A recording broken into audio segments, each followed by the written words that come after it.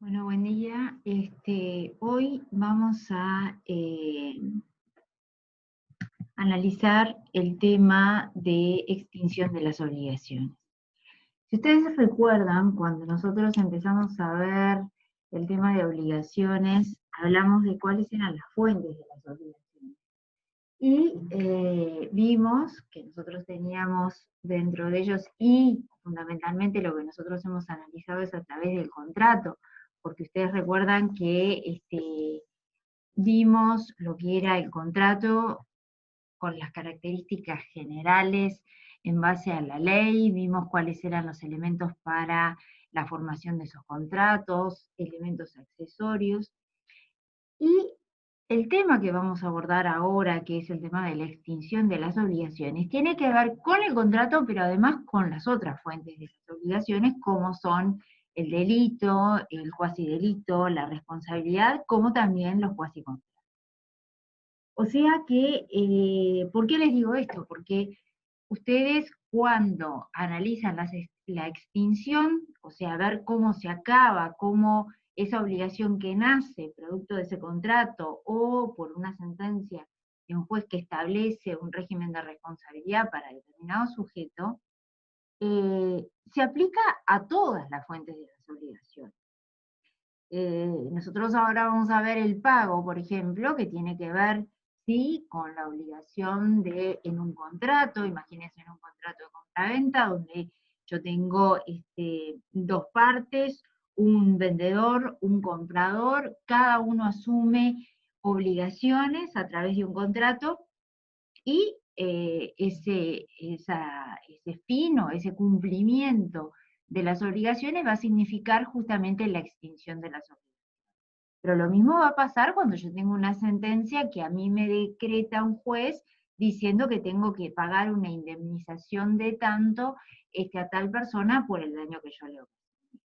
Y bueno, la forma natural, evidentemente, del pago de todas esas obligaciones y a través, digo, de la extinción de esas obligaciones es la paga. Pero lo que vamos a ver ahora es que hay otras formas de extinguir las obligaciones. Les diría que en materia contractual y más allá de determinadas circunstancias que están previstas en la ley, producto de la situación que estamos nosotros viviendo a través del tema del COVID, ciertos aspectos que tienen que ver con la parte contractual han significado, por ejemplo, rever todos esos contratos, muchas veces por la imposibilidad del cumplimiento, que también es uno de los institutos que establece el código. Por supuesto que eso queda sujeto a la autonomía de la voluntad, y les digo esto porque quizás institutos como el de la innovación o otros como puede ser cuando el contrato culmina por la voluntad de una de las partes, que es otra de las formas de extinguir las obligaciones, hoy por hoy toma una relevancia producto de esas situaciones especiales que se pueden dar durante la vida del contrato.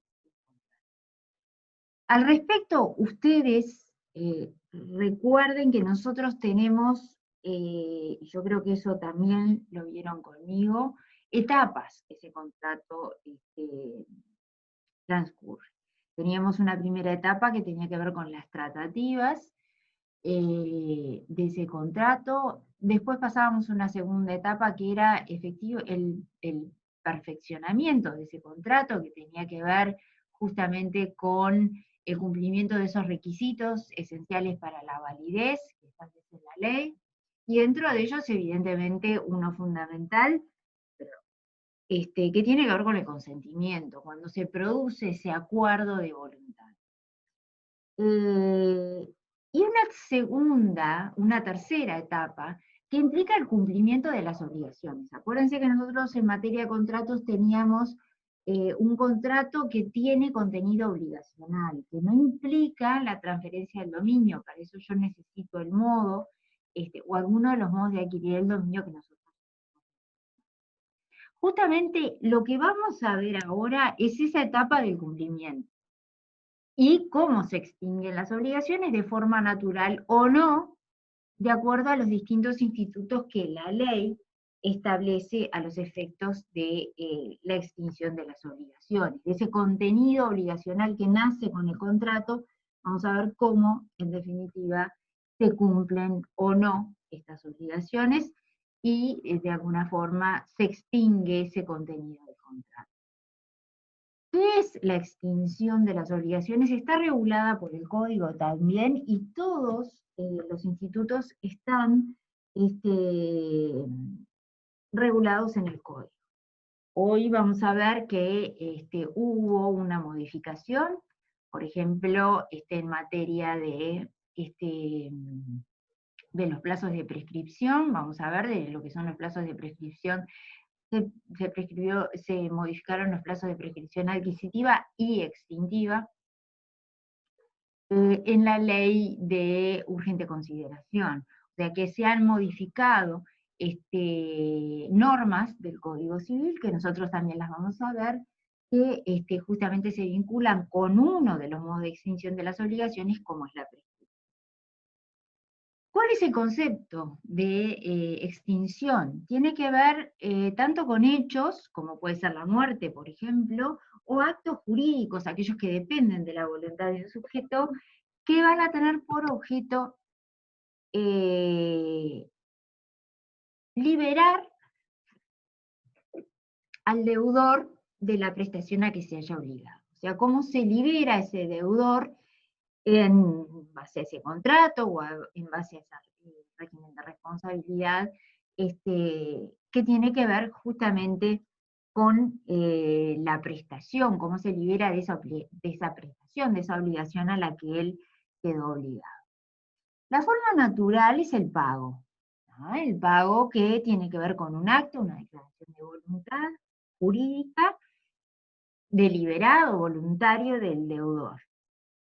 Pero también tenemos, por ejemplo, la remisión, donde se va a extinguir la obligación a raíz de una voluntad del acreedor.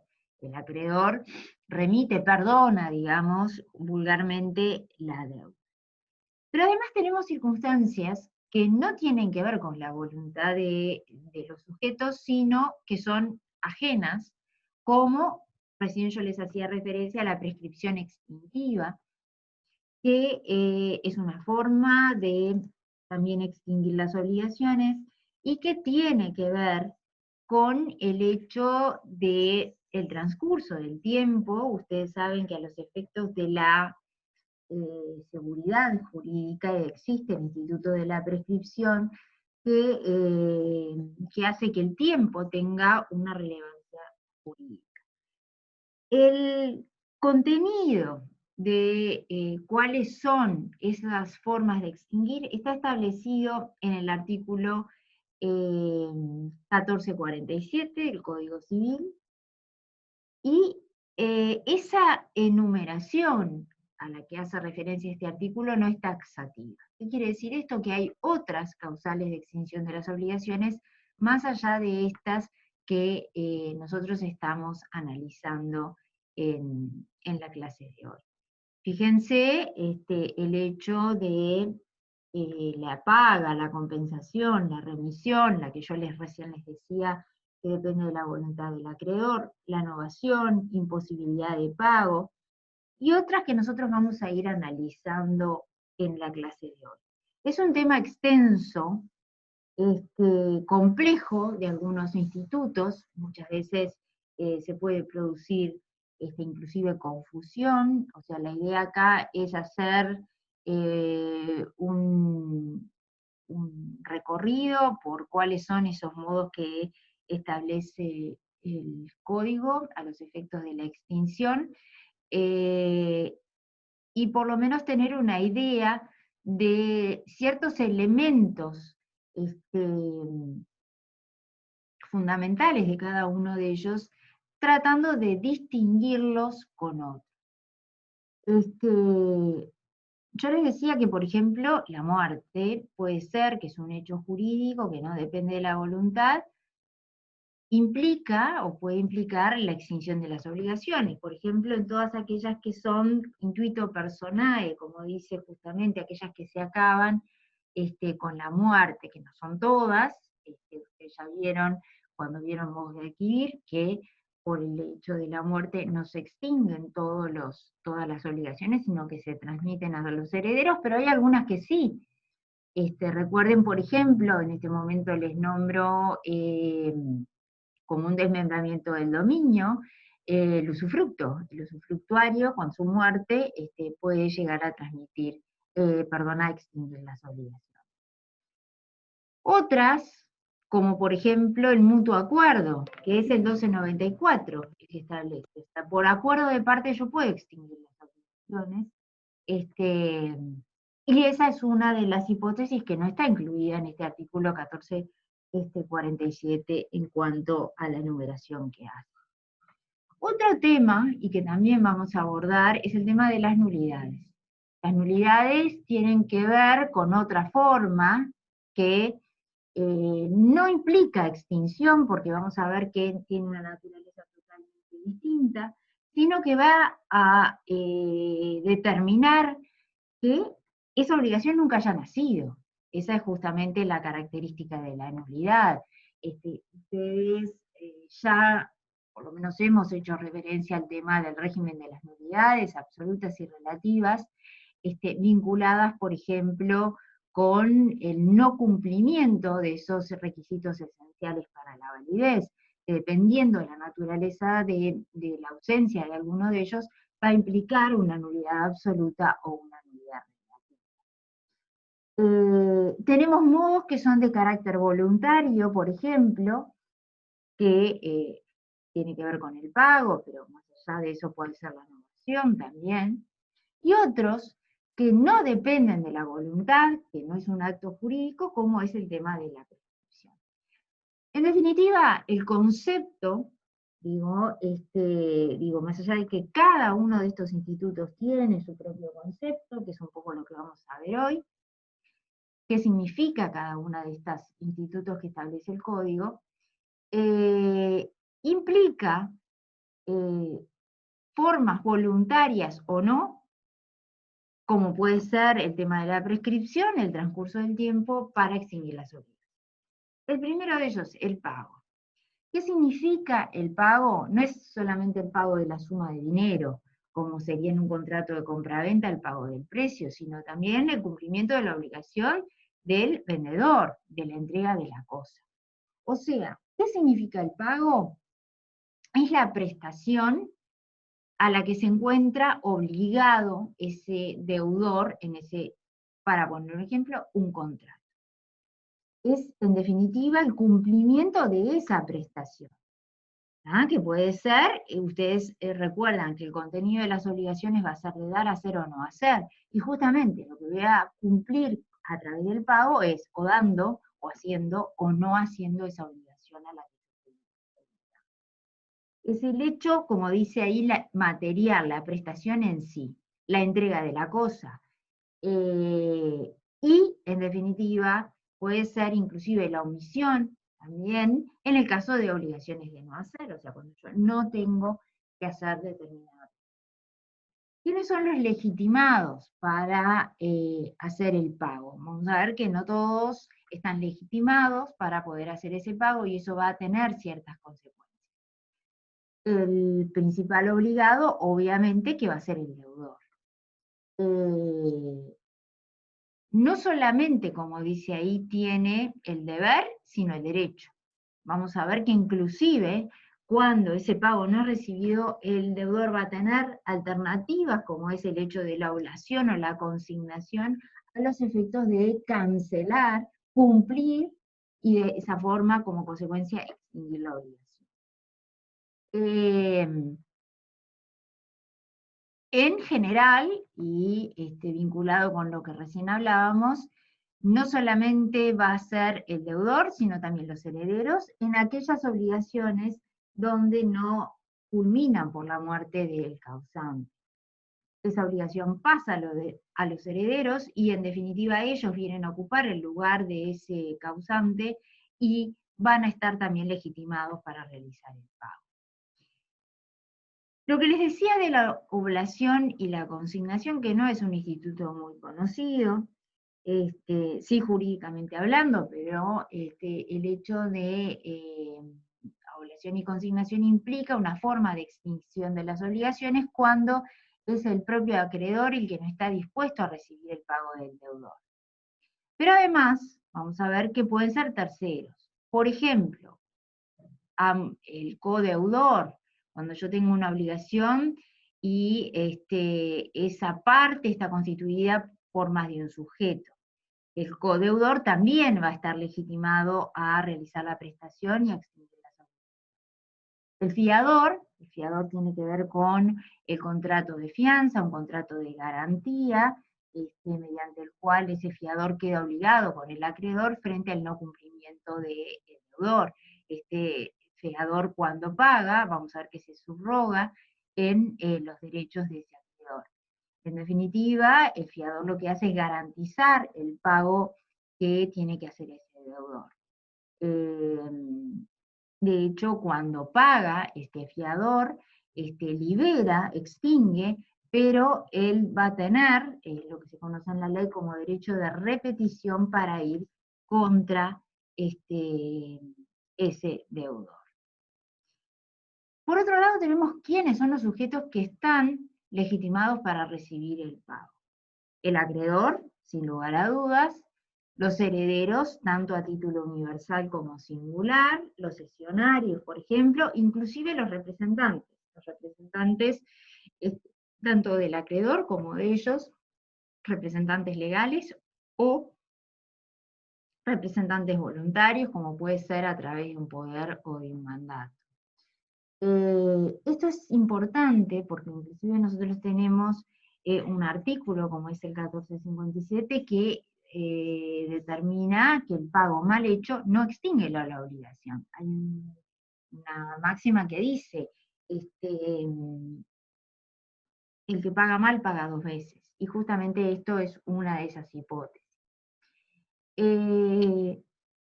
Por otro lado, y a pesar de esto que les estoy diciendo, el artículo 1455 establece que en base a la protección de aquellos sujetos que están en buena fe, cuando se paga a persona diferente al acreedor y se paga de buena fe, por ejemplo, al poseedor de un crédito, va a quedar liberado justamente este sujeto.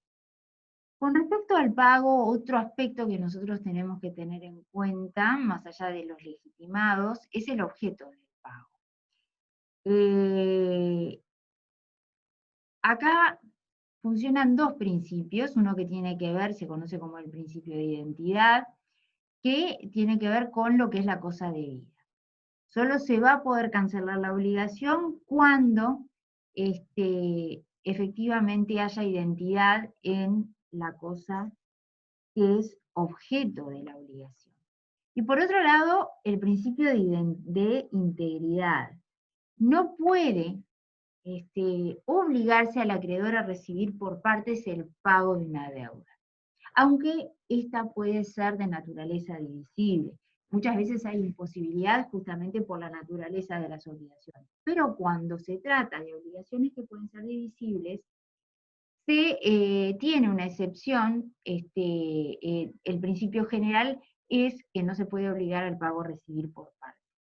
Esto, por ejemplo, en materia de contrato de compraventa comercial, eso tiene una excepción, se admite por la propia ley los pagos parciales, que justamente es una excepción a este principio de integridad que establece el artículo 1459. Lugar del pago. Ahí ustedes van a ver que nosotros tenemos que lo que va a primar es el principio de autonomía de la voluntad, o sea, lo que hayan fijado las partes de común acuerdo en la convención. Pero, ausencia de este tipo de estipulación, nosotros vamos a tener que, tratándose de obligaciones de dar cosa cierta y determinada, la ley establece el principio de que el lugar donde se encuentra la cosa va a ser el lugar del cumplimiento de la obligación. Nosotros tenemos normas en este sentido, en materia de compraventa, en materia de contrato de depósito. Les diría que inclusive hay en materia de depósito comercial, por ejemplo, tenemos también normas propias, ustedes van a ver el tema de los contratos comerciales cuando vean qué características tienen, inclusive lo que van a hacer es la diferencia con estos contratos civiles que nosotros vamos a analizar también en el curso. Por otro lado, las obligaciones de género, tenemos que el principio es que se va a realizar en el domicilio del deudor, justamente al momento del tiempo del cumplimiento de la obligación.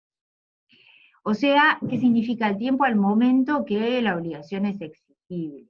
Por ejemplo, al vencimiento del plazo, o inclusive si no tengo plazo establecido en el contrato, que ustedes se acuerdan que esa es una de las cláusulas eventuales, dentro del plazo de 10 días después de celebrado el contrato. Ahí ustedes también, cuando vean el contrato de compra-venta, van a ver estas regulaciones en particular. Yo ahí les pongo, por ejemplo, el artículo 1728, que está en sede de contrato de compra-venta. Justamente cuando se extingue la obligación, no solamente se extingue la obligación principal, o sea, a través del pago, sino también los accesorios. Vamos a ver que ustedes de alguna forma ya vieron lo que eran los contratos principales y accesorios. Yo puedo tener contratos como el contrato de garantía, que es un contrato accesorio, no es un contrato principal, y cuando cumplo esa obligación, evidentemente libero de las otras obligaciones. Un tema importante y que, si bien es conocido de forma vulgar, pero ahora le vamos a dar otro contenido más jurídico para que entiendan este concepto que tiene que ver con la prueba de las obligaciones y justamente la prueba de la extinción de las obligaciones. Al respecto, nosotros tenemos uno de ellos que es el recibo de pago. El recibo de pago, que digamos en materia comercial es muy común, el recibo, o en materia civil también, ¿qué significa? Establecer por escrito, ya sea en documento público o privado, y además es obligatorio el recibo cuando nosotros tenemos obligaciones que superan las 100 unidades reportadas. ¿Qué significa la prueba? Es que a través de este recibo de pago yo lo que tengo acreditado es el pago. Y los pagos que se hayan hecho. Ustedes ahí van a tener que ver, de acuerdo al tipo de obligaciones, yo puedo haber hecho pagos parciales, pagos periódicos, y bueno, ese recibo a mí me va a estar dando prueba de la extinción de la obligación a través del pago. Pero además, y muy importante en materia civil, en materia también, yo diría que el recibo de pago más vinculado con operaciones comerciales, la carta de pago tiene que ver con justamente una forma de la extinción de las obligaciones de naturaleza civil. La carta de pago es un instrumento, una declaración que hace el acreedor, que lo expresa por escrito. Ustedes van a encontrar, por ejemplo, en una escritura, una cláusula que va a decir carta de pago, ¿no? Y de esa forma, justamente la carta de pago lo que me prueba es la extinción de la obligación. Reconoce en definitiva el acreedor a través de esa carta el pago realizado por el deudor. Otro tema vinculado con el pago es lo que se conoce como la imputación del pago. La imputación de pago está regulada por el código, imputación del pago que puede ser hecha por el deudor, que puede ser hecha por el acreedor, y que implica una forma de imputar, significa de cuando ese deudor realiza el pago y tiene varias deudas, por ejemplo, con ese mismo acreedor, cuando paga, ¿qué deuda se está extinguiendo? Eso es lo que significa la imputación del pago. O sea, cuando ese deudor paga, extingue, y teniendo varias deudas con respecto a ese acreedor, ¿cuál de ellas está extinguiendo?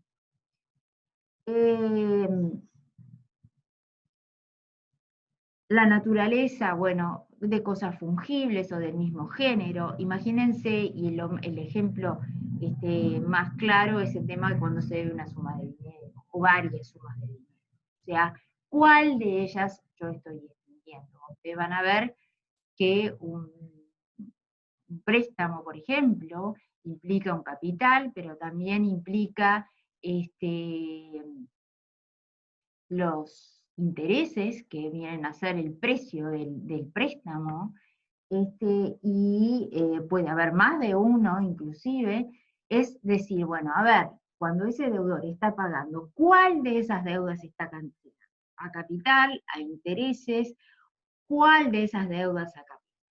El principio general en materia de imputación de pago y obviamente dentro de lo que es el ámbito del derecho privado, lo que va a primar es el acuerdo de partes, o sea, la voluntad de las partes. Cuando el deudor y el acreedor dicen, bueno, en definitiva, esto es lo que yo estoy cancelando con esta deuda. O sea que va a quedar en determinado por lo que las partes acuerdan. Pero, además, como yo les decía, cabe la imputación de pago hecha por el deudor. ¿Ah? ¿Y esto qué significa? Es lo que se encuentra regulado por el artículo 1476, que al momento del pago y tratándose de deuda líquida,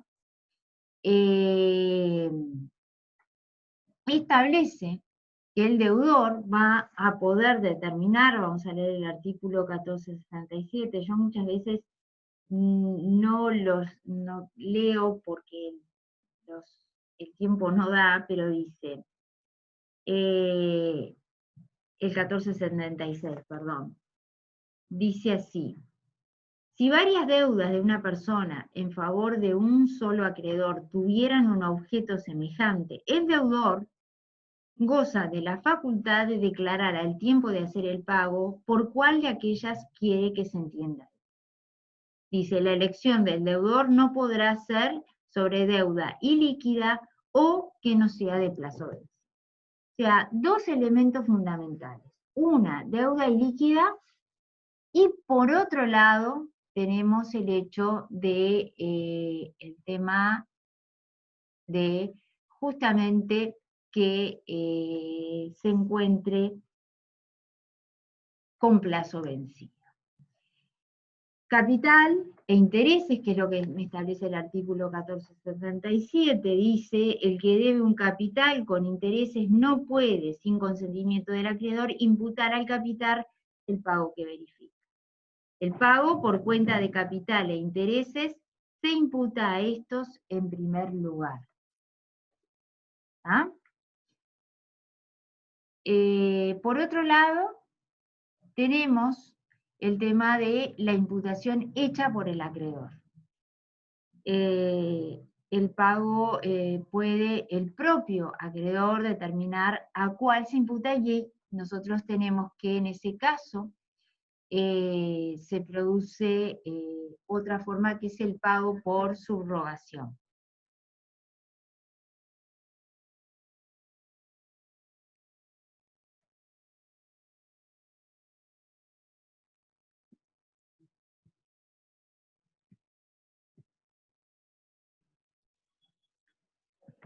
Muy bien, seguimos.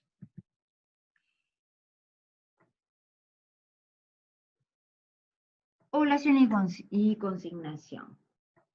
Ya lo mencioné, implicaba una forma de liberar al deudor de la obligación cuando ese acreedor no está dispuesto a recibir el pago. ¿Qué significa la oblación? Es el ofrecimiento al pago. Eso es lo que es la oblación. Y por otro lado tenemos la consignación, que en definitiva es el depósito de la suma de dinero a la que estaba obligado ese sujeto. Se hace en el Banco República normalmente, en una cuenta, a los efectos de que queda a disponibilidad del acreedor el pago, y de esa forma se extingue la obligación. O sea que es otra de las formas de extinción de las obligaciones, la obligación y consignación. Por otro lado, tenemos otra forma que tiene que ver con el pago, que es el pago por entrega de bienes. Esto significa que no se está pagando aquel principio que nosotros vimos de identidad, que tenía que ver con el objeto de la prestación, sino que en este caso el pago se hace en otra cosa distinta de la deuda. Para que funcione este instituto, el acreedor tiene que aceptar, tiene que consentir esa forma.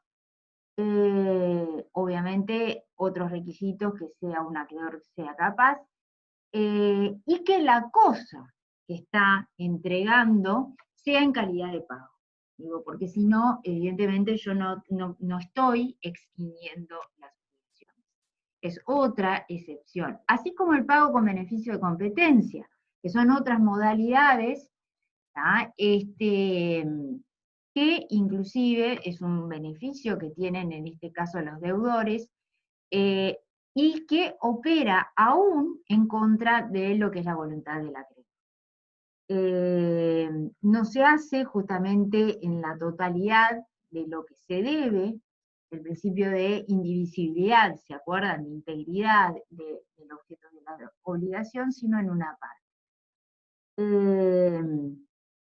Por ejemplo, en estos casos opera, por ejemplo, cuando el deudor no puede cumplir con la totalidad de la obligación, y en esos casos se acepta ese beneficio de hacer, digamos, como pagos parciales, que se acuerdan que no era el principio general. A su vez, este pago con beneficio de competencia lo tienen, por ejemplo, los descendientes, el cónyuge, hermanos, los consocios también, son, digamos, institutos de carácter excepcional. Otra forma de extinguir las obligaciones, no muy conocida, porque les digo, muchas veces, inclusive el otro día hablaba de un tema de una deuda frente a DGI, donde había justamente, en este caso, se podía aplicar la compensación. En este caso, nosotros tenemos compensación legal, que es la establecida en el artículo 1498, y para que opere la compensación, compensar las deudas, ambas partes tienen justamente el hecho de ser acreedoras y deudoras recíprocamente. Se me ocurre en este momento, por ejemplo, un contrato de cuenta corriente comercial entre dos comerciantes, donde no se van cancelando las obligaciones a medida que van naciendo, sino lo que se lleva es una cuenta corriente, donde se van haciendo anotaciones, débito y crédito, y a través de en determinado momento se ve cuál de los dos tiene una deuda y se compensan el resto de las deudas a través de este instituto de la compensación. Implica justamente el elemento el elemento de tener sujetos que tienen ambas calidades recíprocamente, entre ellos. Se tiene que tratar de obligaciones de género, siempre una suma de dinero, por ejemplo, líquidas, exigibles, y tenemos dos formas de hacer la compensación, que puede ser voluntaria, como es en el caso que yo les estoy poniendo ejemplo en un contrato de cuenta corriente comercial, o puedo ir a un juez a que en definitiva, a través de compensación, cancele las obligaciones. Eso tiene, la compensación no opera siempre. Se me ocurre en este momento en materia de concurso, por ejemplo, que es el derecho de la insolvencia, donde ahí nosotros tenemos normas específicas en materia de compensación. La remisión, otra forma, y nosotros ya la mencionamos cuando hicimos la introducción a esta clase, que tiene que ver justamente cuando se extingue la obligación a raíz de la renuncia que hace el acreedor de los derechos que tiene con respecto a ese deudor. Como dice ahí, negocio abdicativo, o sea, tiene que ver con el perdón de lo adeudado. Está dentro de las posibilidades de extinguir también las obligaciones por la sola voluntad del acreedor. Con respecto a esta forma, nosotros tenemos remisión expresa o tácita, por ejemplo, cuando se entrega el título. Imagínense, ustedes tienen un vale,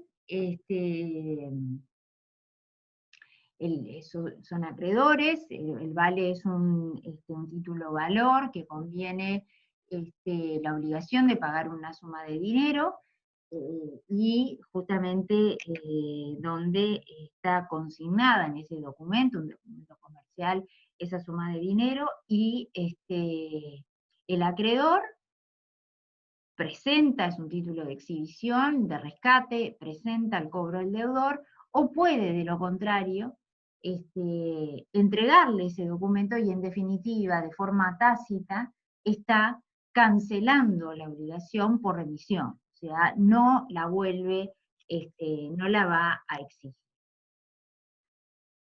Yo les mencioné la novación.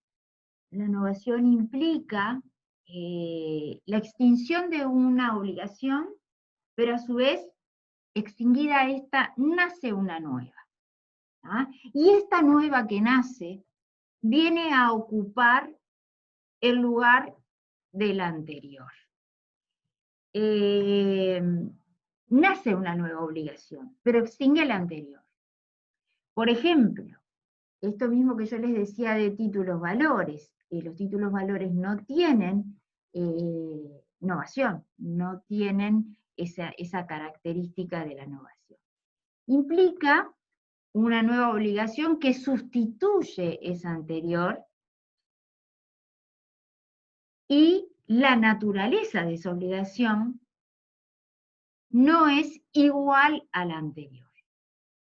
Para que efectivamente se produzca la novación se requiere una manifestación de voluntad. ¿Qué significa esto? Bueno, los requisitos que ustedes van a tener que cumplir a los efectos del nacimiento de esa obligación, y que ustedes ya lo conocen bien, operan nuevamente a los efectos de extinguir esa obligación anterior y hacer nacer esa nueva obligación. Hay una sustitución, en definitiva, una sustitución de una obligación por otra. Ese es el contenido básico de lo que es la novación. La confusión que muchas veces pueden, y valga la redundancia, confundirla con la compensación. ¿Se acuerdan que en la compensación yo tenía dos sujetos que tienen obligaciones recíprocas y entre ellos hay una relación de acreedores y deudores mutuamente? En la confusión, lo que tenemos es que en un mismo sujeto, se dan las condiciones de acreedor y deudor. Imagínense, y en el ejemplo ahí, una persona que recibe por herencia el patrimonio de un sujeto, donde esa persona tenía la calidad de acreedor, y bueno, ahora se va a confundir al recibir esa universalidad, esa transferencia de esos derechos a ese deudor, la calidad de acreedor. O sea, se confunden en un mismo sujeto. O sea, acá nosotros no tenemos dos sujetos, sino que tenemos en un mismo sujeto la calidad de ambos, de acreedor y de deudor. ¿Qué obligaciones? Obligaciones de tipo personal o obligaciones reales. Y además, importante acá también, cuando se extinguen estas obligaciones a través de confusión, no solamente se extingue la obligación principal, sino también las accesorias. Nosotros esto ya lo vimos con el tema del pago, qué significaba, y ustedes conocen muy bien cuál es el contenido de obligaciones principales y obligaciones accesorias. Tenemos imposibilidad de pago, por ejemplo, que es otro régimen que tiene que ver con el hecho de obligaciones de dar, hacer o no hacer, que pueden extinguirse sin que las mismas generan responsabilidad por los daños y perjuicios, por ejemplo, y cuándo ocurre la imposibilidad de pago. Y bueno, en mi hipótesis, imagínense obligaciones de cosa cierta y determinada, imposibilidad porque físicamente es imposible, o legalmente es imposible también. Imagínense no solamente obligaciones que nacen o que se transforman por no estar dentro del comercio de los hombres, o que devienen de esa naturaleza, se decreta determinado monopolio legal, bueno, lo que hace que sea imposible el cumplimiento de la obligación jurídicamente hablando, legalmente imposible. Por supuesto que esto va a implicar a una etapa del cumplimiento de la obligación. Esa imposibilidad de pago nace después de haber contraído la obligación. Y un aspecto que tiene que ver con la imposibilidad de pago es que la misma no va a depender de un hecho del deudor. Digo, ese es un tema importante porque, bueno, si no, sería una forma rápida y sin generar responsabilidad para el deudor, y cosa que esto no es admisible. Además de lo que es el régimen de estas formas, un poco la enumeración a la que nosotros hicimos referencia de los modos de extinguir de las obligaciones del artículo 1447, que ustedes ven que es lo que nosotros estuvimos analizando. Tenemos el régimen de las nulidades.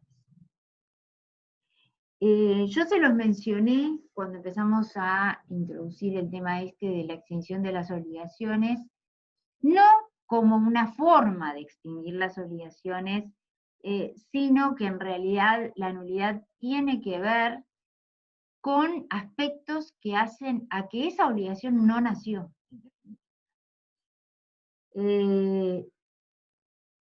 Ustedes, cuando vieron, por ejemplo, los requisitos esenciales para la validez de los contratos, enumerados en el artículo 1261, consentimiento, objeto, causa, capacidad y solemnidad cuando la ley lo reclama, vimos que cuando había ausencia de alguno de estos elementos, se producía la nulidad. Y ahí nosotros tenemos dos tipos de nulidad.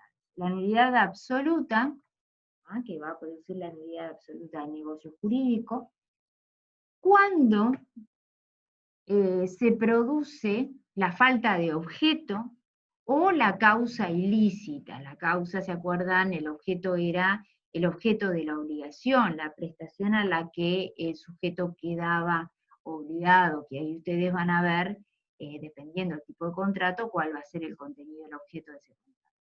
Y la causa tiene que ver con la ventaja o provecho que las partes van a obtener por ese contrato. En estas dos hipótesis, así como también el tema de la incapacidad absoluta, cuando el que contrata es un incapaz absoluto, van a producir la nulidad absoluta del negocio. ¿Por qué? Porque no se cumplen con esos requisitos esenciales. Evidentemente esto va a implicar un procedimiento judicial, va a culminar con una sentencia de un juez que establezca la nulidad del negocio jurídico. ¿Quiénes pueden solicitar la nulidad? Pueden solicitarla cualquiera que tenga un interés legítimo en ello, y además los terceros que no intervienen, inclusive justamente por tener o eventualmente tener un interés legítimo en ello. ¿Qué significa la declaración de nulidad es que esa obligación nunca nació. ¿Ah? No es que yo acá estoy extinguiendo o es una forma de extinguir obligaciones, sino que la característica es que nunca nació esa obligación. Por otro lado, tenemos el conjunto de lo que son las nulidades relativas. ¿Ah? Cuando en esta situación el contrato existe, produce efectos, pero eventualmente tiene algún tipo de vicio que haga a la formación de ese negocio jurídico. Obviamente que también en este caso se va a requerir una sentencia. ¿Y cuáles son las causales de nulidad relativa? Nosotros tenemos acá un criterio residual porque lo establece la propia ley y habla de cualquier otra especie de vicio, más allá de esos que producen la nulidad absoluta, cualquier vicio va a provocar justamente la nulidad relativa. ¿Quiénes son los que pueden solicitarla? Por ejemplo, aquellos justamente a cuyo beneficio se ha establecido de acuerdo a lo que establece la ley. Por ejemplo, ahí en la presentación les pongo el dolo, error y violencia, que tienen que ver con vicios del consentimiento. ¿Ah? O, por ejemplo, cuando el que contrata es un incapaz relativo, o sea, cuando se trata de un menor puber, aquellos que son mayores de 12 y de 14 años.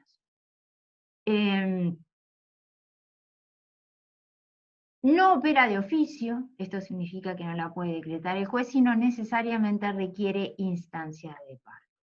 El efecto de esta nulidad relativa es que justamente el negocio no produce los efectos, pero no impide, además, que el negocio produzca efectos como si fuera válido.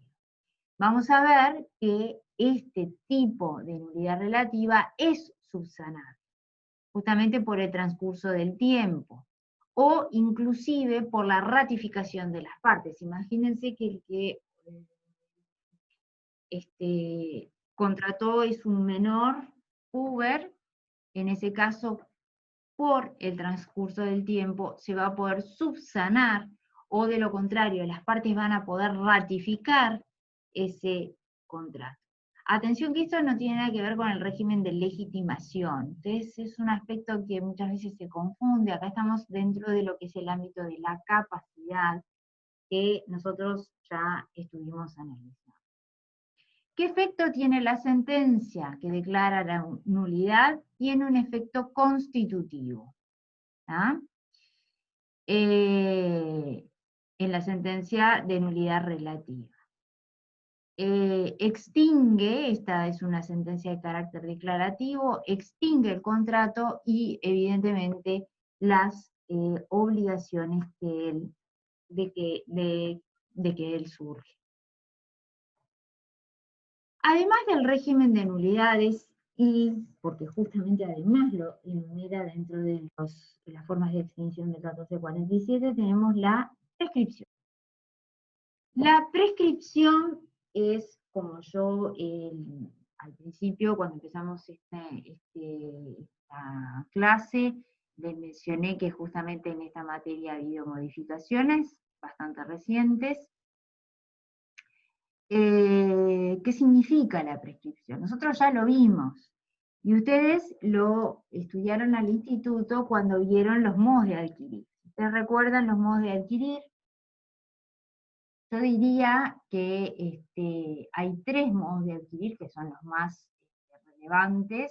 Es el modo tradición, tenemos el modo sucesión, que es el modo de adquirir una universalidad, y además la prescripción adquisitiva o la usucapión. ¿Qué significaba esto? Esto significaba que a través del tiempo, transcurrido determinado periodo de tiempo, y además el hecho de ejercer el derecho de posesión, con los requisitos que establece la ley, como es la posesión pacífica, ininterrumpida, pública, con ánimo de dueño, aquel sujeto podía devenir a través del tiempo, de lo que se llama la prescripción adquisitiva, adquirir la propiedad, o sea, adquirir el derecho real mayor, que es el derecho de propiedad, de acuerdo a los parámetros que establece la ley. ¿Por qué esto? Por un tema de seguridad jurídica. No es, digo, simplemente les nombro acá, les estoy nombrando una de las modalidades, que es la prescripción adquisitiva por la cual se adquieren derechos. Pero además nosotros tenemos prescripción extintiva, que es justamente la que nosotros estamos acá analizando, como forma de extinguir. El argumento es el mismo, o sea, la certeza, la seguridad jurídica, que a los efectos de esa seguridad jurídica, el tiempo, el elemento tiempo, cobra relevancia. ¿Qué significa la prescripción adquisitiva? Así como yo puedo adquirir, se van a poder extinguir obligaciones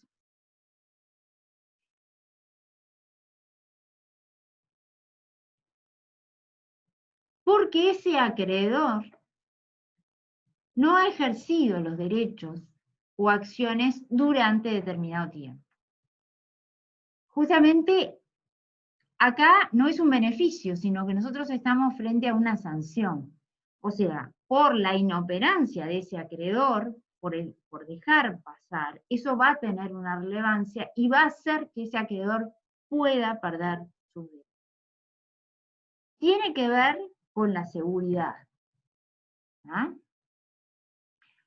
Para que opere la prescripción, además, que opere ese transcurso del tiempo, que haga extinguir las obligaciones, que en definitiva de eso se trata,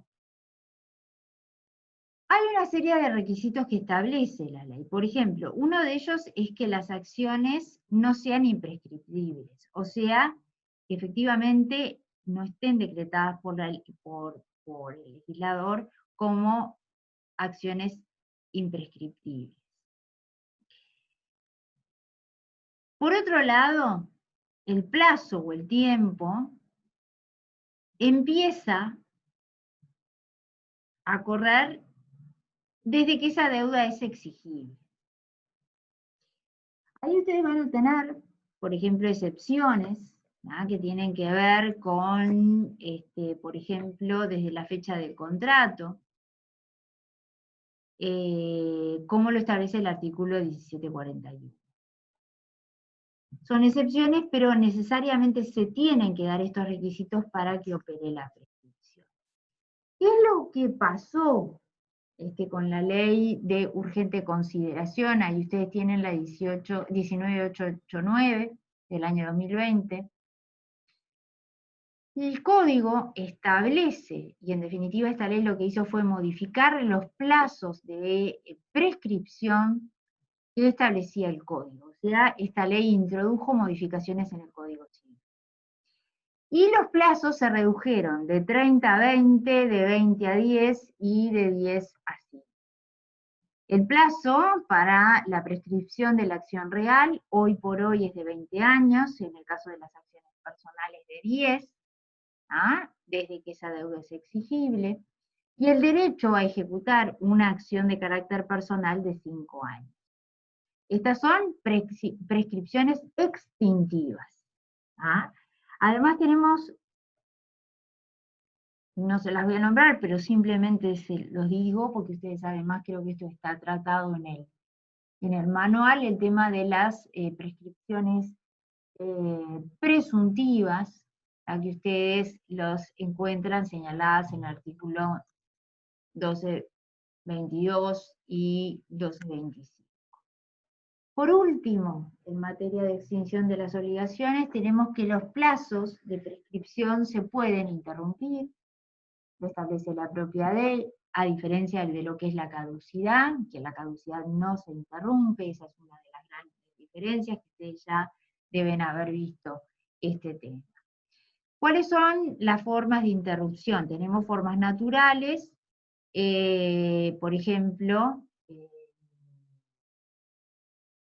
cuando es el deudor, o de forma civil, ¿tá? Cuando, por ejemplo, es el acreedor el que rompe ese silencio, o sea, tanto el acreedor como el deudor pueden llegar a interrumpir los plazos de prescripción. Y ahí tienen, por último, las diferencias entre prescripción, como yo les decía, y caducidad, que justamente la caducidad no supone una interrupción de la prescripción.